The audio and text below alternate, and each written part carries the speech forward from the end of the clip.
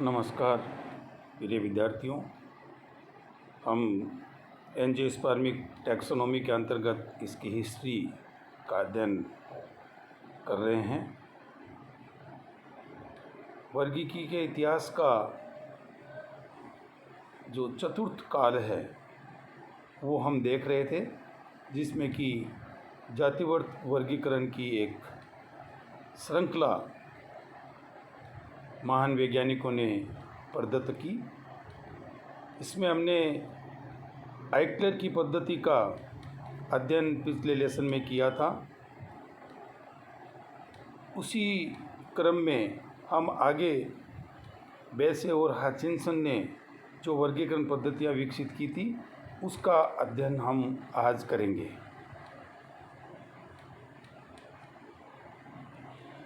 Charles बेसे ने अपना वर्गीकरण पुष्पीय पादपों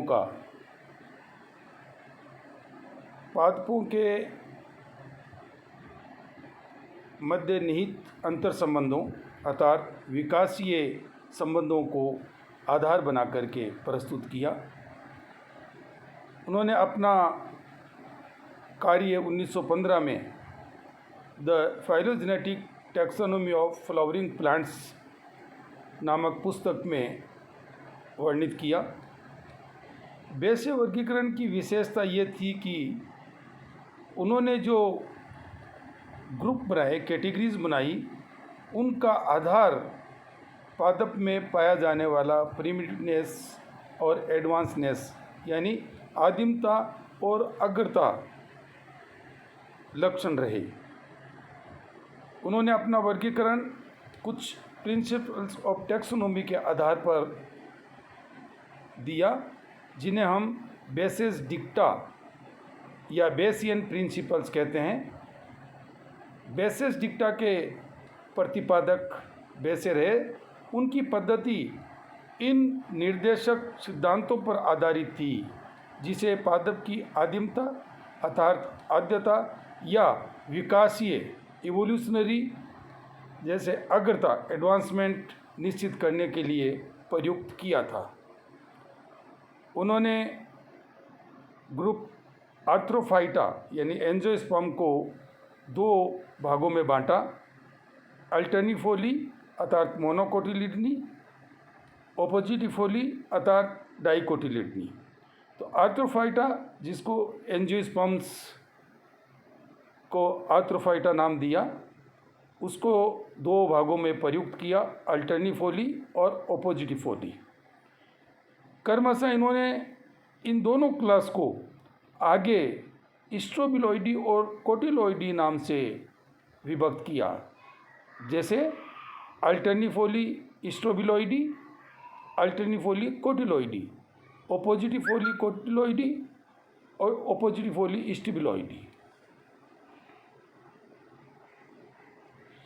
बेसे का जो वर्गीकरण है उसमें द्विबीजपत्री लाइन को प्रिमिटिव माना गया है मोनोकोटिलिडनी लाइन से।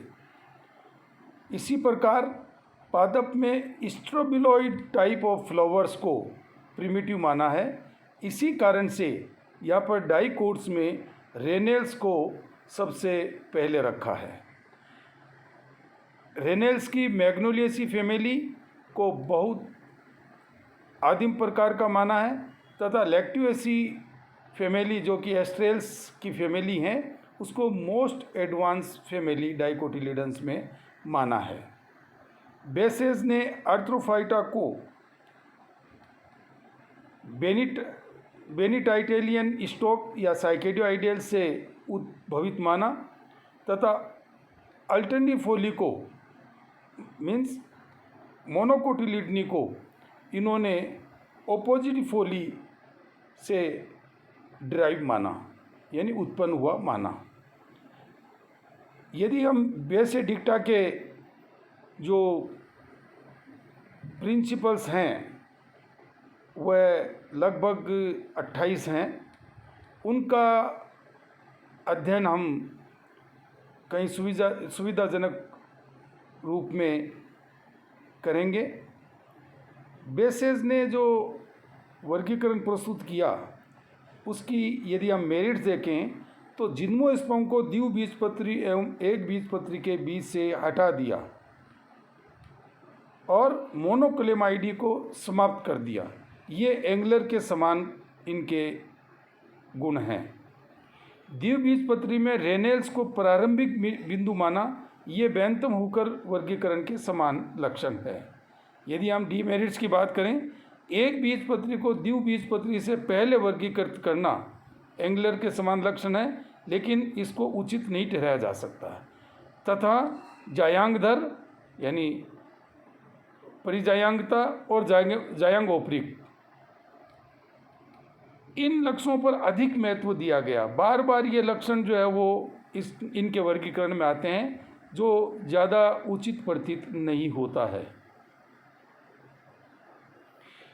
हचिंसन का कार्य जातिवर्त वर्गीकरण के इतिहास में बहुत उच्च कोटि का कार्य माना जाता है।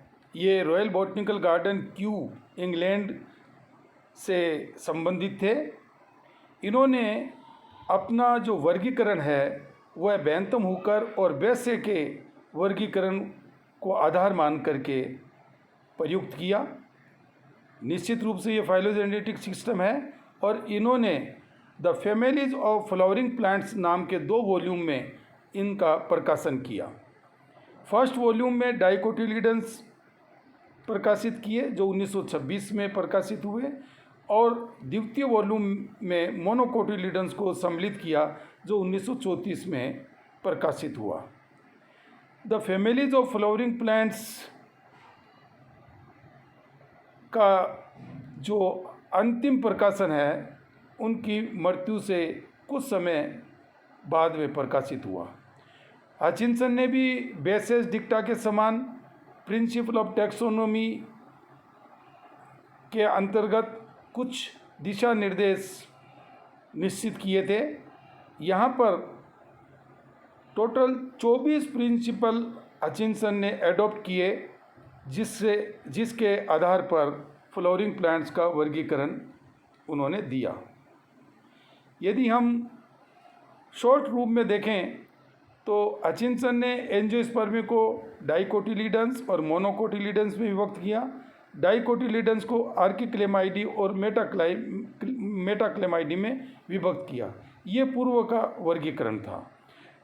इसमें हम देखते हैं कि द्विबीजपत्री में यानी रेनेल्स विकास की रेखा का एक स्तंभ बनाती है और ये मैग्नोलियल्स ग्रुप के जो मेंबर्स हैं उसके द्वारा निर्मित होता है और इन्होंने इसको नाम दिया हर्बेसी। इसी प्रकार विकास की रेखा का दूसरा स्तंभ जो है वो लिग्नोसी द्वारा बनाया जाता है। इस वर्गीकरण में कुछ अत्यधिक प्राकृतिक कुल जैसे कंपोजिटी, अम्बिलिफेरी, वर्बिनेसी आदि इन विकास की रेखाओं के अनुसार उत्पन्न हुए माने गए, तो ये बहुत ही अप्राकृतिक प्रतीत होता है। इन्होंने संशोधित पद्धति 1948, 1959, 1969 में प्रकाशित की, जिसमें द्विबीजपत्री का आर्किक्लेमाइडी और मेटाक्लेमाइडी में विभाजन को समाप्त कर दिया तथा हर्बेसी और लिग्नोसी पर अधिक महत्व दिया। उसके बाद में यदि हम जॉन हचिंसन का वर्गीकरण देखें तो एंजियोस्पर्मी, डाइकोटिलीडन्स को डिवाइड किया इन्होंने लिग्नोसी, हर्बेसी। मोनोकोटिलीडन्स को इन्होंने डिवाइड किया कैलिसिफेरी, कोरोलीफेरी, ग्लूमीफेरी। यदि हम हचिंसन के वर्गीकरण के गुण की बात करें तो ये निश्चित रूप से जातिवर्त वर्गीकरण था। कुल एवं गण आकार में छोटे थे, इसलिए निकट संबंधी ही उस टैक्सोन में सम्मिलित हुए। रेनेल्स द्विबीजपत्री का प्रारंभिक बिंदु है जो आवर्त बीजियों की आधुनिक दृष्टिकोण के समान है। एक बीजपत्री द्विबीजपत्री के अनुगामी हैं। ये हचिंसन के मुख्य गुण हैं, अर्थात द्विबीजपत्री से एक बीजपत्री विकसित हुए हैं।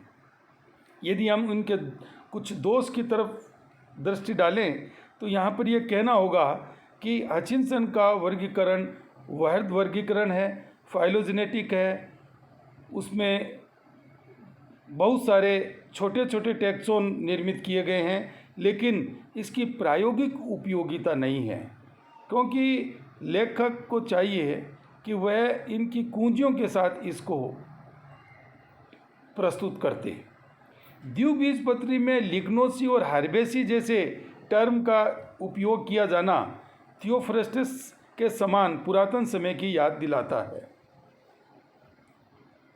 यदि हम हचिंसन द्वारा अडॉप्ट किए गए 24 जो प्रिंसिपल्स ऑफ टैक्सोनॉमी थे, जिनके आधार पर इन्होंने अपना वर्गीकरण दिया, तो वह आपके स्क्रीन पर ये हैं। लेकिन इसको यदि हम हचिंसन के वर्गीकरण का विस्तार से अध्ययन करें, तब हमें इनको अपने अध्ययन में प्रयुक्त किया जाना चाहिए। इस प्रकार विद्यार्थियों, आपने देखा कि पोस्ट डार्विनियन क्लासिफिकेशन सिस्टम में आइकलर के बाद में बेसे और हचिंसन का बहुत बड़ा योगदान रहा है। इसके पश्चात, जैसा कि पूर्व में आपको बताया गया था, इसके पश्चात कुछ एमिनेंट बॉटनिस्ट थे जिन्होंने अपनी अपनी पद्धतियां दी, जिसमें तख्तजान, क्रनक्विस्ट, डेलग्रेन, थोर्ने आदि प्रमुख हैं, जिसका अध्ययन अपन आगे के लेसन में करेंगे। धन्यवाद।